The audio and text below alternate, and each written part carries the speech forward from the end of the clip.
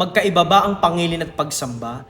Madalas na napagkakamalang pareho ang pangilin at pagsamba. Pero alam nyo ba, magkaiba yan sa Biblia. Sabi sa Exodus 28:10, alalahanin mo ang araw ng Sabbath upang ipangilin. Ngunit ang ikapitong araw ay Sabat ng Panginoon mong Diyos. Ang pangilin ay paghinto sa ating mga gawain bilang tanda ng pagsunod at pagpaparangal sa Diyos. Ito yung panahon na sinasabi mo, Panginoon, you're first. Hindi ito simpleng rest day, kundi holy day.